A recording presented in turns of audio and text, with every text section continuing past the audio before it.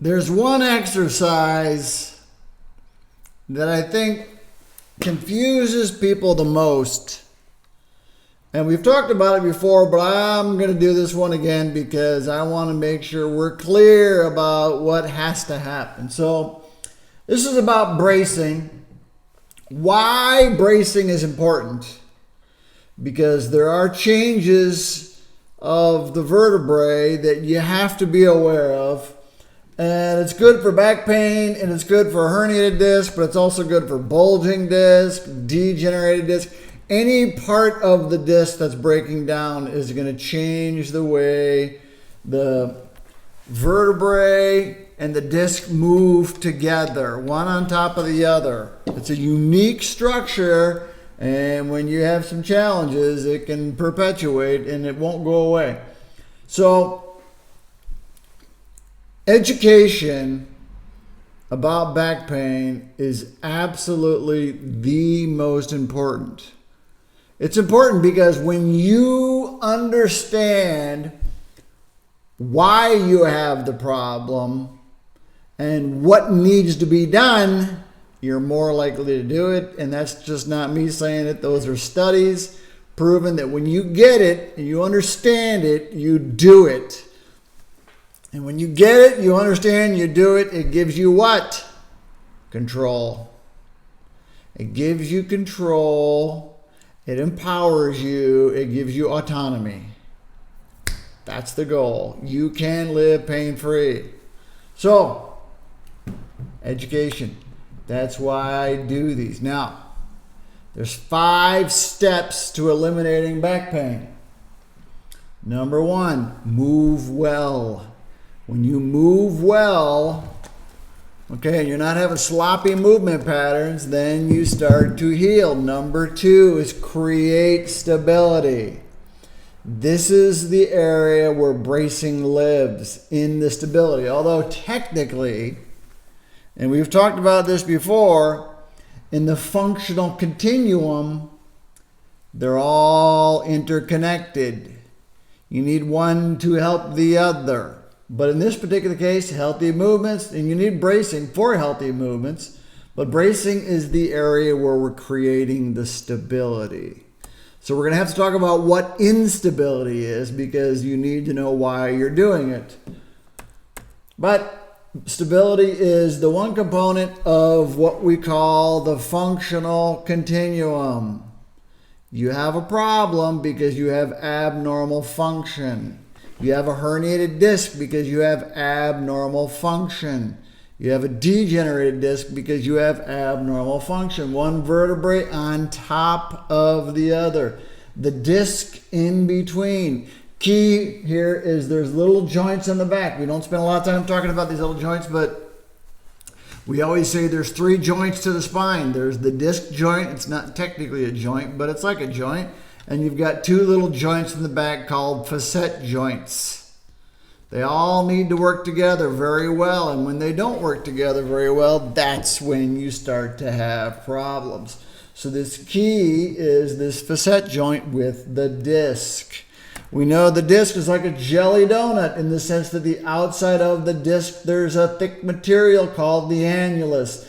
The inside the disc, there's a jelly-like substance. The jelly-like substance can move around, and sometimes as it moves, it starts to aggravate the annulus and causes inflammation. Inflammation hurts, but also causes the disc to get a little bit weaker, and then you develop little tears. As it tears, what happens? You sometimes develop a bulging disc, and sometimes it'll tear further through and create a herniated disc. But as all this is happening, it changes the distribution of the load on the annulus. You want an even load in all directions. But what can happen when you change that even load, then the nucleus starts to push out. Well, what that does is allows for the vertebrae to move in positions that it really shouldn't move in. And it's happening because the jelly is moving and sometimes drying out. And it's like having a flat tire. A degenerated disc, or a bulging disc for that matter, is the beginning of your flat tire. When you have a degenerated disc or a bulging disc, the movement gets what we call a little sloppy. And as it gets sloppy, what can happen is it can start to move. This is the degenerated disc. Healthy disc, thick disc, degenerated disc. When it happens like that, it gets sloppy. So the instability is the abnormal motion on the disc and the joints, on the facet joints. What does that do? Causes pain. Starts to cause abnormal motion over an already injured disc or a disc that's torn or breaking down. That will cause you pain. But that will also perpetuate the breakdown process of both the facet joints and the disc. The facet joints will become arthritic. Muscles will physically get weaker, and it has everything to do with the fact that the neural drive decreases. We're going to do a video about that tomorrow because you can physically see it on an MRI. And I want you to see it because the more you understand, the better. So what does that mean?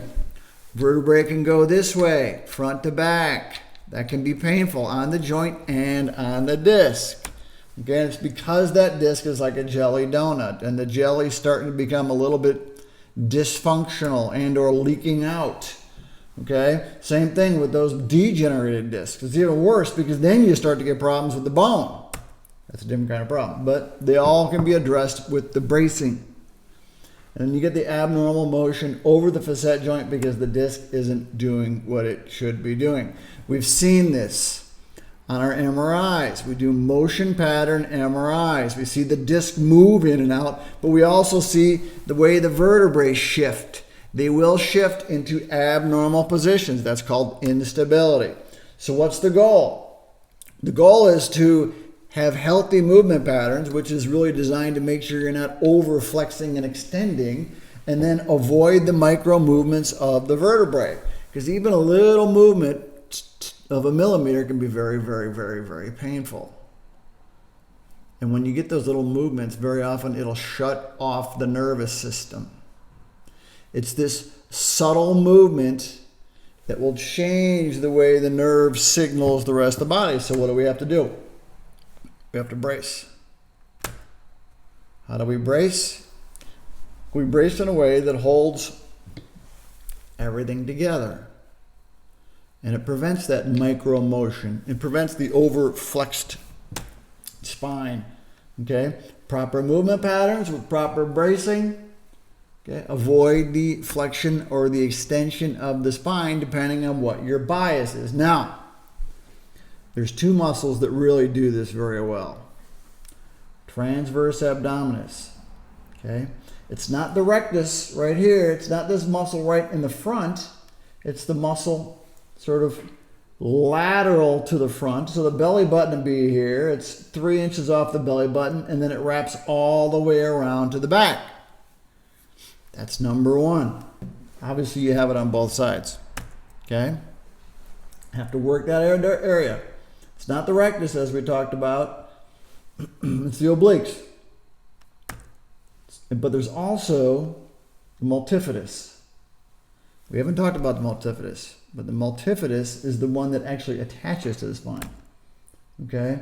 These other muscles, okay, they attach to the front and then they work their way around the back, where this one actually controls the spine.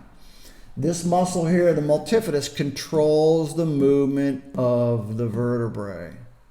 It's not really designed to do all the motion, the bigger motion of the spine. That's these other muscles that are slightly above it. Okay, the lower muscles, the multifidus, are deep, deep, deep inside. Okay, they run right along here. That's the multifidus.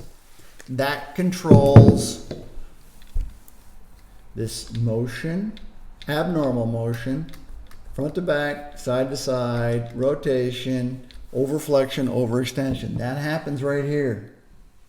It's not designed to lift heavy weights. It's really just designed to hold the disc in place, the vertebrae in place. Again, different muscles. Some people say, yeah, my muscles are tight, but they're tighter up in the thoracics. Not the same thing. So how do we do it? It's about neural drive. It's you waking up the nerve that goes to those muscles. So, that muscle here, it's on your side. Okay? What I'm going to have you do is I'm going to have you relax everything, and then you're going to push your fingers in to your side, and then you're going to use those muscles to push them back out. That's how you activate these muscles. Now, do you have to do it all the time? No, but you have to make sure it's there. You have to make sure it's working. So that's this muscle right here, but then you have to activate the multifidus, and that would be the muscle on the back of the spine between the vertebrae. So you're going to put your fingers right here. Okay, here's your hip bone.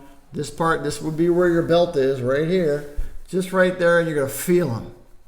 Sometimes people say, yeah, one side seems a little tighter than the other. It might not be tighter, it just might be bigger. We'll talk about that one tomorrow, because they will physically get smaller when there's an instability in there. So you're going to put your fingers in there to make sure they're being activated. It's not easy to do. Okay? So what you do is you're going to push, you're going to relax the muscles. Let everything relax, and then you're going to push in. Everything's relaxed, I'm pushing in, and then what I do is I push out. I figure out what muscles push my fingers out. That's bracing.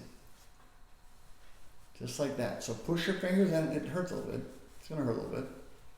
You don't want to hurt your back, but you got to wake those muscles up. So fingers go in, and then you push out. Same thing. Okay? You can push your thumbs here, push your thumbs in, and see what's going on with your low back. Push out. Just like that. That's bracing. Holds the vertebrae in place. You have to be able to breathe, but more importantly, you have to start to wake them up. Start to wake them up. You can even just sit in a chair. Relax, push out. Relax, push out. Just remember, it's these muscles starting from the 2 inches off the belly button and then all the way around to the back. Okay, same thing. Activate them. Activate them when you're going to do an exercise. Activate them when you're opening the door of your car. Activate them when you're opening the door of your house. Activate them when you're getting off the toilet. That's the brace. Wake them up, because you're going to prevent this activity. You're going to prevent that. That's how you do it. So tomorrow, or this week, maybe Friday, we'll see, I'm going to do a video more about the multifidus and what happens to the multifidus when there's an instability and you have pain. The longer you have pain in your back, the more the multifidus changes. We've seen it on MRI. It's been published in medical literature. We'll talk about that. It's pretty profound. And some people say, how long does it take? It takes as long as this one takes to get stronger. And it depends how long you had it. So that's the key. So remember, we treat the cause. What's the cause? Abnormal motion. Poor habits, poor movement habits. Not your fault, okay? Poor movement on the spine. Weak muscles that allow the poor movement. It's all about the functional continuum. It's not about the herniated disc. It's not about the bulging disc. It's not about the degenerated disc. Those are all sort of the effect. We treat the cause. You treat the cause, pain goes away. Pain relief is weakness leaving the body. We're going to make you stronger. As you get stronger, you get better. Why? Because there's less aggravation to the disc. And then when you're strong like a bull, pain goes away. You don't have to be strong like a bull.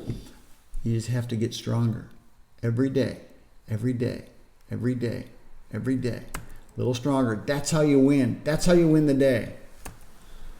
So, tomorrow, video, maybe Friday, multifidus. That's it. Get her done. We have a program called 10X.